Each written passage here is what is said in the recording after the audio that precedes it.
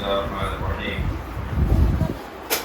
الحمد لله وحده والصلاة والسلام على من لا نبي بعده கணியத்திற்குரிய எல்லாம் உள்ள அல்லாஹ் ஜல்லஷானஹு வ தஆலாவின் அடியார்களே, அல்லாஹ்வுடைய மாபெரும் கிருபையினால்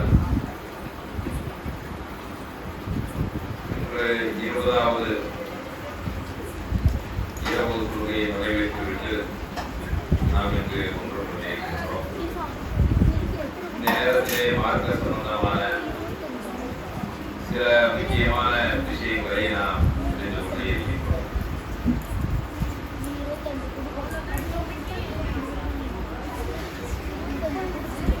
இன்றைய தினம் நாம் பார்க்க இருப்பது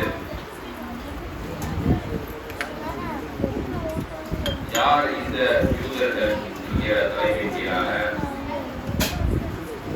சில விஷயங்களை நாம் பார்க்க இருக்கின்றோம். அல்லாஹ் ரப்பல் ஆலமீன் திருக்குர்ஆனிலே அதிகமாக ஒரு சமுதாயத்தை பற்றி பேசுகின்றான் என்று சொன்னால் அதை யாரை பற்றி தான் பேசுகின்றான்? பனு இஸ்ரவேல் என்று அழைக்கப்படக்கூடிய இந்த யூதர்களை பற்றி தான் அல்லாஹ் ரப்பல் ஆலமீன் பேசுகின்றார். இந்த பனு இஸ்ரவேலர்கள் எங்கிருந்து அவர்களது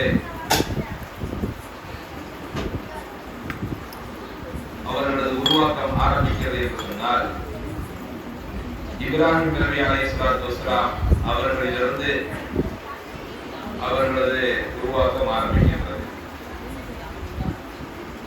அவர்கள் மிகவும் மதிக்கக்கூடியது இரண்டு நபிமார்களை, ஒன்று இப்ராஹிம் நபி அலைஹிஸ்ஸலாத்து வஸ்ஸலாம் அவர்களையும், இன்னொன்று மூசா நபி அலைஹிஸ்ஸலாத்து வஸ்ஸலாம் அவர்களையும் மதிப்பார்கள். இந்த யூதர்கள் இன்றைய உலகத்திலே பல்வேறு விதமான சோதனைகளுக்கு ஆளாக்கப்பட்டவர்கள். அல்லாஹ்வும் அவர்களை நிறைய இடங்களில் சோதித்திருக்கின்றான். அதே நேரம் உலக மனிதர்களாலும் அவர்கள் நிறைய சோதிக்கப்பட்டிருக்கிறார்கள். அதே போன்று அவர்களும் நிறைய மக்களுக்கு துன்பங்களை இழைத்திருக்கின்றார்கள். அவர்களை பற்றி யாரிடத்தாவது கேட்டால் பெரிதாக நமக்கு ஒன்றும் தெரியாது. நாம் எல்லாம் என்ன சொல்லுவோம் என்று சொன்னால், அவர்கள் இஸ்ரேலில் இருக்கிறாங்க அப்படி நம்ம சொல்லுவோம். ஆனால் அவர்களது வரலாறுகளை பற்றி தெரிந்து கொண்டால் அதிலே நமக்கு ஒரு படிப்பினையும் பாடமும் இருக்கின்றது. அதுதான் நம்மளுக்கு வேண்டும். அவர்கள் யார் என்று தெரிந்து கொள்ளவும் வேண்டும்.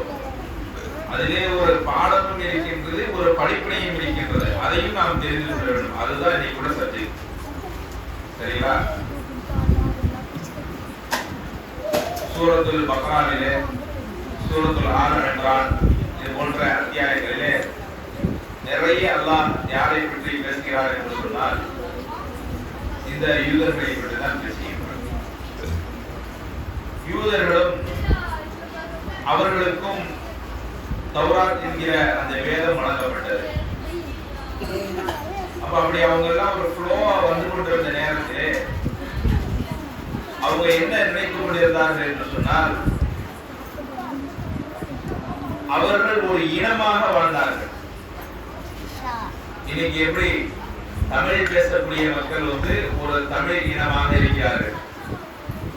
பழைய இந்தியாவிலே நம்ம இருக்கிறவன் இந்தியர்கள் என்று நாம் சொல்லிக் கொண்டாலும் கூட, இந்தியா என்பது பல இனங்களை கொண்டதுதான். மலையாளிகள் இருப்பாங்க, கன்னடர்கள் இருப்பாங்க. ஹிந்தியில போயிட்டோம்னா வட மாநிலங்கள்ல இன்னும் நிறைய இனங்கள் இருக்கிறாங்க. போஜ்பூரி இருப்பாங்க, பீகாரிகள் இருப்பாங்க. இப்படி பலதரப்பட்ட மக்கள் இந்த நாட்டில் வாழ்றதா இல்லையா? அப்ப ஒவ்வொரு மக்களுக்கும் ஒவ்வொரு கலாச்சாரங்கள் இருக்கு. அதே போன்றுதான் யூதர்களும் அவர்களும் ஒரு தனி இனம். தனி இனமாக இருந்தாலும் அவர்களுக்கும் அல்லாஹ் என்னதான் கட்டளைதான், வணக்கத்திற்குரிய அல்லாஹ்வை தவிர யாரும் இல்லை, இப்ராஹிம் நபி அவர்கள் அல்லாஹ்வுடைய திருத்தூதராக இருக்கிறார்கள். மூசா நபி அவர்கள் அல்லாஹ்வுடைய திருத்தூதராக இருக்கிறார்கள். அவர்களது சொல்படி கேட்டு நீங்க நடங்க. எப்படி முஹம்மது நபி ஸல்லல்லாஹு அலைஹி வஸல்லம் அவர்களுக்கு அல்லாஹ் ரப்பல் ஆலமீன் வஹியை இறக்கி வைத்தானோ அதே போன்று இப்ராஹிம் நபிக்கும் மூசா நபிக்கும் வஹியை இறக்கி வைத்து அவர்களுக்கு மார்க்க சட்டங்களை சொல்ல வைத்தார். அதே ஒரு சில பேர் ஏற்றுக்கொண்டார்கள், ஒரு சில பேர் மாறு செய்தார்கள். இன்னும் அடுத்தடுத்து வந்த சில நபிமார்களை கூட, எந்த நபிமார்கள் யூதர் அல்லாத யாரேனும் நபிமார்களை அல்லாஹ் அனுப்பியிருந்தார் என்று சொன்னால் அவர்களை கொலையும் செய்திருக்கிறார். அப்ப அவங்க என்ன அப்படின்னா, தங்களது இனத்தில் இருக்கக்கூடியவர்கள் மட்டும்தான் நபியாக வர வேண்டும் என்று விரும்பக்கூடியவர்கள். இங்கேதான் பாயிண்ட் நீங்க கவனிக்கணும். அவர்கள் எப்படிப்பட்டவர்கள் என்று சொன்னால், அவர்கள் இஸ்லாத்தை ஏற்றுக்கொள்வார்களாம், அவர்கள் அல்லாஹ்வை வணங்குவார்களாம். ஆனால் அல்லாஹ்விற்கு அவர்கள் சில கட்டளை போடுவார்கள். எந்த கட்டளை போடுவார்கள் என்று சொன்னால், எங்களது சமுதாயத்தில் உள்ளவர்கள் தான், ஒரு யூதர் தான் நபியாக நீ அனுப்ப வேண்டும். ஈசா நபி அலைஹிஸ்ஸலாத்து வஸலாம் அவர்களை அவர்கள் நபியாக ஏற்றுக்கொள்ள மாட்டார்கள். அவர்களை இழிவாக பேசுவார்கள். சரியா? முஹம்மது நபி ஸல்லல்லாஹு அலைஹி வஸல்லம் அவர்களை நபியாக ஏற்றுக்கொள்ள மாட்டார்கள். நபியாக ஏன் ஏற்றுக்கொள்ள மாட்டார்கள் என்று சொன்னால், அவர்கள் நபியாக இல்லை என்ற ஏதாவது ஆதாரம் இருக்கிறது கிடையாது. தௌராத் என்கிற வேதத்திலேயே முஹம்மது நபி ஸல்லல்லாஹு அலைஹி வஸல்லம் அவர்கள் நபியாக அனுப்பப்படுவார்கள் அப்படிங்கிற முன்னறிவிப்பு இருக்கு. சரிங்களா? அதே நேரம் ஒரு நபிக்கு மட்டும்தான் இந்த கேள்விகளுக்கு பதில் தெரியும் என்கிற ஒரு சில முன் குறிப்புகளும் இருக்குது. எதுல? தௌராத் என்கிற அந்த வேதத்துல. அப்ப அதை படித்த மக்கள்லாம் இருப்பாங்கல்ல, அதை படித்த பண்டிதர்கள்லாம் இருப்பாங்கல்ல, அவர்கள் எல்லாம் அதை தெரிந்து வைத்திருக்கிறார்கள். எப்பொழுது முஹம்மது நபி ஸல்லல்லாஹு அலைஹி வஸல்லம் அவர்கள் அல்லாஹ்வுடைய தூதர் நான் என்று சொன்னவுடன் இவர்களுக்கு கடுமையான ஒரு எரிச்சல் வந்துச்சு. இந்த ஒரு அரபி பேசுறவரை இறைவன் தனது தூதர் சொல்லி வந்திருக்கிறாரு, இப்படி நம்ம சகிக்க மாட்டோம், நம்ம ஒத்துக்க மாட்டோம் அப்படின்னு நினைச்சாங்க சொல்றாங்க. அவர்கள் என்ன ஒரு நினைப்பில் இருந்தார்கள் என்று சொன்னால், நாங்கள் தான் அல்லாஹ்விற்கு நெருக்கமானவர்கள். எப்படி? நாங்கள் தான் இறைவனுக்கு மிகவும் நெருக்கமானவர்கள், நாங்கள் தான் இறைவனுடைய மகன்கள் அப்படின்னு கூட சொல்றாங்க. அபுனாஉல்லாஹி வ அஹிப்பாஹு, நாங்கள் அல்லாஹ்வுடைய மகன்கள். அவங்க சொல்றது நஹனு அபுனாஉல்லாஹி வ அஹிப்பாஹு, அல்லாஹ்விற்கு இந்த உலகத்திலே பிரியமானவர்கள் யார்தான்? நாங்க தான் ஃபர்ஸ்ட். மத்த இனம் அவங்க மத்த மொழி பேசுறவங்க அதுக்கடுத்து உள்ளவங்க. இன்னைக்கு இந்தியாவில் இருக்கக்கூடிய தங்களை உயர் ஜாதி என்று சொல்லக்கூடிய பிராமின்ஸ் சொல்றாங்களா இல்லையா? நாங்கள் தான் இறைவனுடைய பிரம்மாவுடைய தலையிலிருந்து பிறந்தவர்கள், அடுத்து தோளிலிருந்து பிறந்தவர்கள், அடுத்து இடுப்பிலிருந்து பிறந்தவர்கள், காலில் பிறந்தவர்கள். இப்படி என்ன செய்யறாங்க? அந்த அடுக்கு 4 வர்ண கோட்பாடுகள் வச்சிருக்கிறாங்களா இல்லையா? அப்ப அவர்கள் என்ன சொல்ல வருகிறார்கள்? நாங்களாம் இறைவனுக்கு நெருக்கமானவர்கள். எனவே நாங்களாம் என்ன செய்வோம்? கோவில் கருவறைக்கு உள்ள வரைக்கும் செல்வதற்கு தகுதி யாருக்கு தான் இருக்குது? எங்களுக்கு தான் இருக்குது. மீதி இருக்கக்கூடிய எந்த ஜாதியினருக்கும் கருவறைக்குள்ள வருவதற்கு அனுமதி கிடையாது அப்படின்னு ஒரு தடுப்பு வச்சிருக்காங்களா இல்லையா?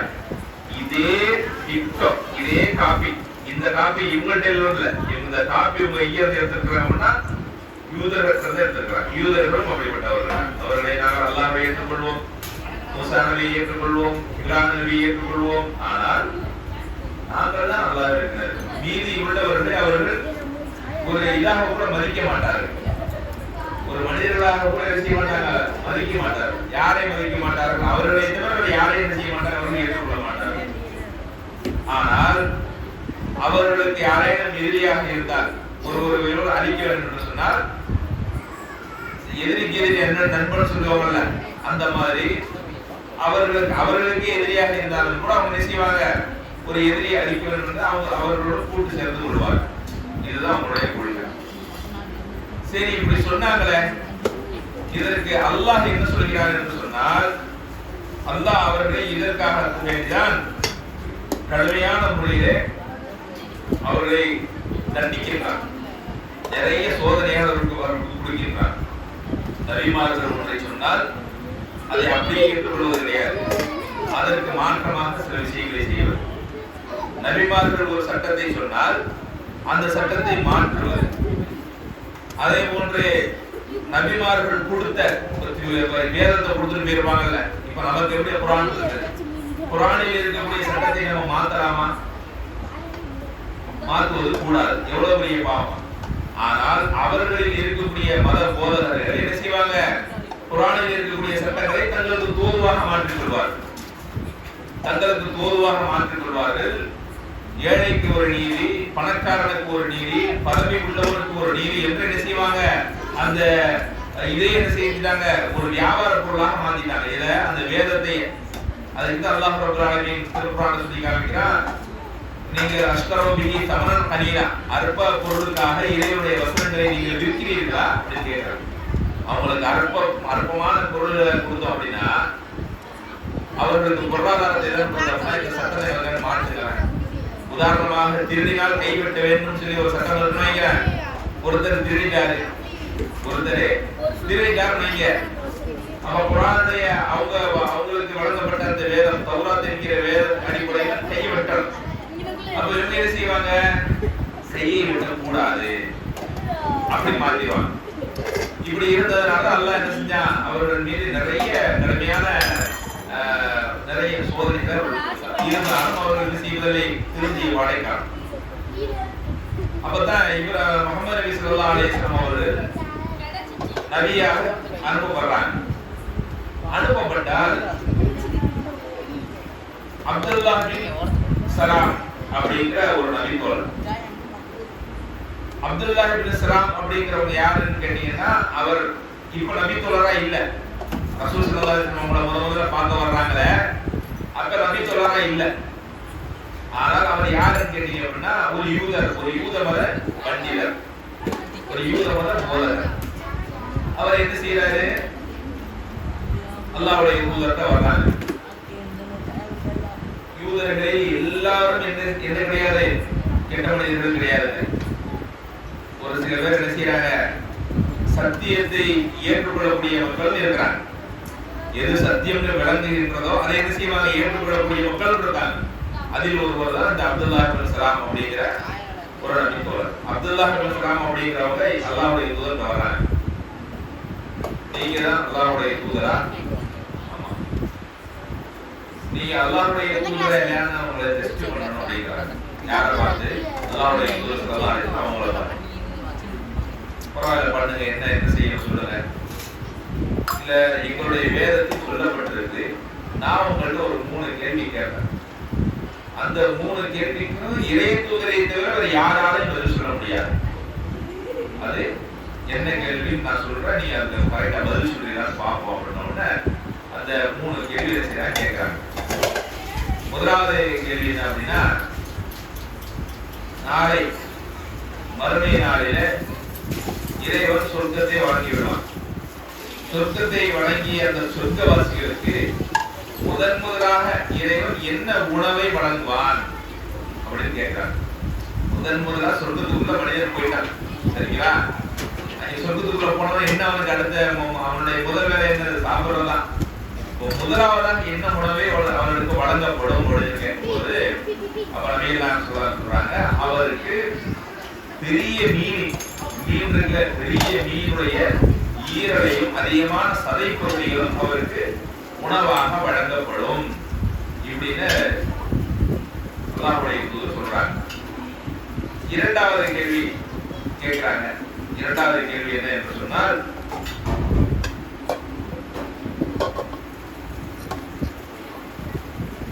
ஒரு குழந்தை ஒரு ஆணுடைய தகப்பனாருடைய சாயலிலேயோ அல்லது தாயாருடைய சாயலிலேயோ எப்படி பிறக்கின்றது அப்படின்னு கேட்கிறாங்க. அதற்கு ரசூல் ஸல்லல்லாஹு அலைஹி வஸல்லம் அவர்கள் தாய் அல்லது தந்தை இருவருடைய அணுக்களில் யாருடைய அணு முந்துகின்றதோ அவர்களது சாயிலே என்ன செய்யும்? குழந்தை பிறக்கும் அப்படின்னு செய்யறாங்க, சொல்றாங்க.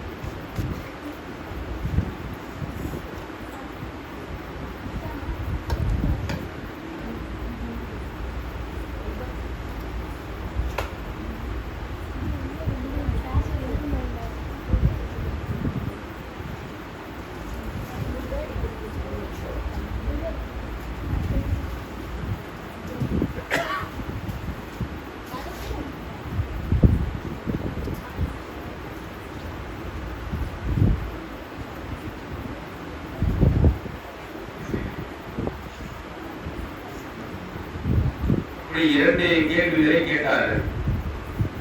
அடுத்தபடியாக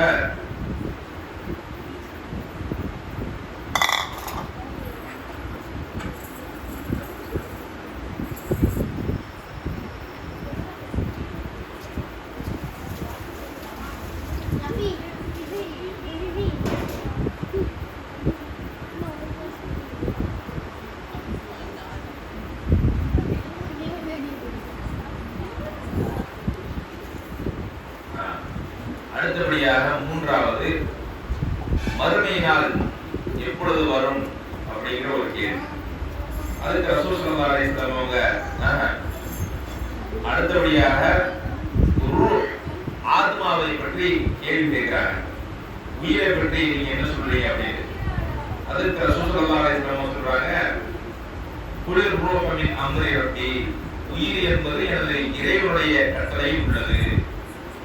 அதாவது உயிர் என்றால் எனது இறைவனின் கட்டளையில் உள்ளது, அதை பற்றி ஞானம் அல்லாஹ்விற்கே இருக்கிறது அப்படின்னு சொல்லிட்டாங்க. இப்படி மூன்று கேள்வி என்ன செய்யறாங்க சொல்லிட்டாங்க. சொன்ன உடனே அந்த இடத்துல என்ன செய்யறாங்க, அப்துல்லா இப்னு சலாம் அவங்க அஷ்ஹது அல்லா இலாஹா இல்லல்லாஹ் வஹ்தஹு லா ஷரீக லஹு வ அஷ்ஹது அன்ன முஹம்மதன் அப்துஹு வ ரசூலுஹு ஈமான் கொண்டாங்க. அப்ப ரசூல் ஸல்லல்லாஹு அலைஹி வஸல்லம் அவர்கள்ட்ட அப்துல்லா இப்னு சலாம் அவங்க பேசிக் கொண்டிருக்கிறார்கள் அப்படிங்கிற செய்தியை கேள்விப்பட்டு அங்கே இருக்கக்கூடிய மற்ற யூதர்கள் எல்லாம் வர்றாங்க. வந்தா அப்ப அவர்கள் வருவதை அப்துல்லா இப்னு சலாம் என்ன செய்யறாங்க தெரிஞ்சுக்கிட்டு, நான் போய் உள்ள போயிடுறேன், ரூம்குள்ள போய் இருந்துக்கிறேன், என்னை பத்தி நீங்க கேளுங்க என்ன சொல்றாங்கன்னு பார்ப்போம் அப்படின்ன உடனே ரசூல் ஸல்லல்லாஹு அலைஹி வஸல்லம் அவங்க அதே மாதிரி அப்துல்லா இப்னு சலாம் இப்ப இல்லை, அவங்க பக்கத்து ஒரு ரூம்ல இருக்கிறாங்க. யூதர்கள் வந்த உடனே அவங்களுடைய சில வார்த்தைகள் சலாமை எல்லாம் பேசிட்டு, உங்களோட அப்துல்லா இப்னு சலாம் அப்படிங்கிற ஒரு நபர் இருக்கிறாரு, அவரை பத்தி நீங்க என்ன நினைக்கிறீங்கன்னு கேட்கிறாங்க. அதற்கு வந்த அந்த யூதர்கள் சொன்னாங்க, எங்களிலேயே ரொம்ப கண்ணியமானவர், அவர் மட்டுமில்ல அவருடைய தகப்பனார் ரொம்ப கண்ணியமானவர், நல்லவர்கள் வல்லவர்கள் இப்படி புகழ்றாங்க. இப்படி சொல்லிட்டு இருக்கும் போதே அவர் உள்ள இருந்து என்ன செய்யறாப்ல திருப்பி அஷ்ஹது அல்லா இலாஹா இல்லல்லாஹ் வஹ்தஹு லா ஷரீக லஹு வ அஷ்ஹது அன்ன முஹம்மதன் அப்துஹு வ ரசூலுஹு இஸ்லாத்தை ஏற்றுக்கொண்டே வெளியே வர்றார். இந்த வந்த யூதர்களுக்கெல்லாம் ஒரே ஆச்சரியம், பதட்டம். இவர் என்ன இஸ்லாத்தை தழுவிக்க வர்றாரு? அல்லாஹ்வுடைய தூதர் சொல்றாங்க, எங்களிலே மிக மோசமானவர் இந்த மனிதர் தான், எங்களிலே மோசமானவர் இவருடைய தகப்பனார் தான் அப்படின்னு சொல்றாங்க. ஒரு நிமிஷத்திலேயே ஒரு சக்கிலே மாட்டாம யூத மதத்தில் இருந்தால் அவர் நல்லவர் என்று சொல்வதும், இஸ்லாத்திற்கு சென்று விட்டால் அவர்களை கெட்ட மனிதர் என்று சொல்வதும், அப்பையிலிருந்து நீங்க சொல்றாங்களா இல்லையா, நாமெல்லாம் யாரு இஸ்லாத்தை ஏற்றுக்கொண்ட இந்தியர்கள், தமிழர்கள்.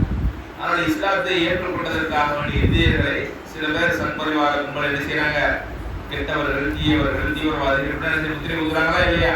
அதெல்லாம் இப்போ உள்ளது இல்லை, அந்த அன்றைக்கே இருந்திருக்கு. 1400 வருஷத்திலே இருந்திருக்கு.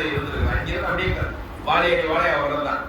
எனவேதான் அல்லாஹ் ரப்பல் ஆலமீன் திருக்குர்ஆனில் சொல்லி காமிக்கிறான், உங்களுக்கு சொற்களாலும் சோதிப்பார்கள்.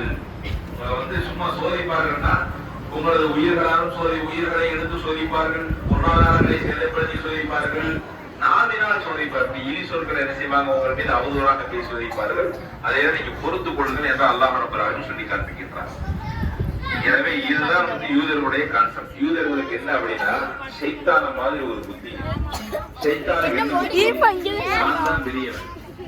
நான் தான் பெரியவன். என்னுடைய இனத்துல யாரையாச்சும் நீ ஒரு ஆளை நியமி, நான் ஏத்துக்கிறேன். என்னுடைய இனம் அல்லாத வேற ஒரு இடத்துல நீ ஒரு ஆளை நீ படைச்சு அவருக்கு நீ சஜிதா செய்ய சொல்ற, நான் ஏத்துக்கிறேன். இப்படிங்கிற ஒரு ஆணவம் இருக்கு பாருங்க. இதே கொள்கை கொண்டவர்கள் தான் யாரு, யூதர். எங்களது இனத்துல இருக்கக்கூடிய ஒரு நபரை நபியாக அனுப்பினாக்க நாங்க ஏத்துக்குவோம். வேற ஒரு இனத்துல நபியாக அனுப்பினா ஏத்துக்கிற மாட்டோம்.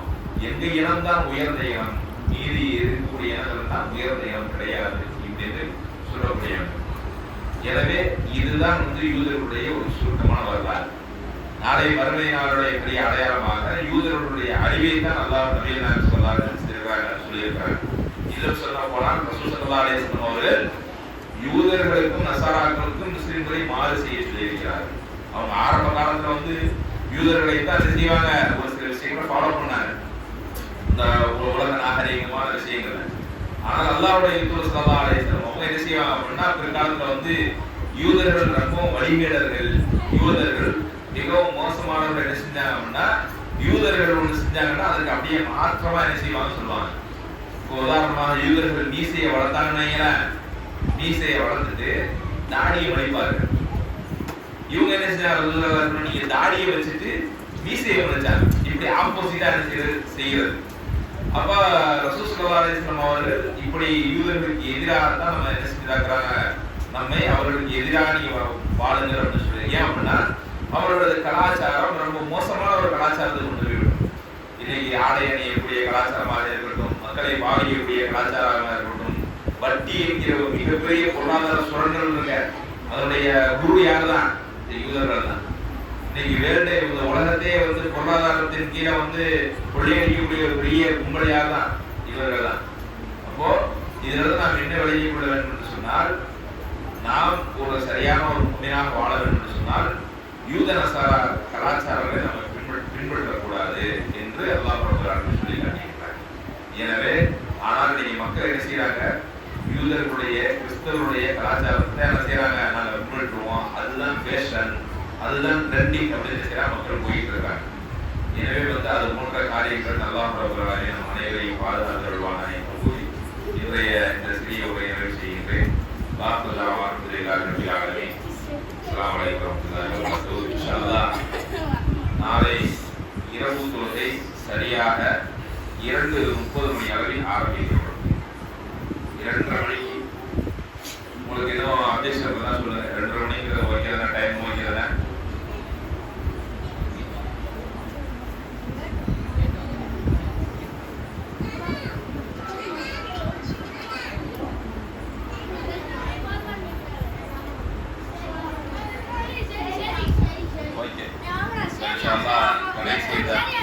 கடைசி 10 நாட்களும் 2:30 மணிக்கு தொழுகை நடத்தப்படும்.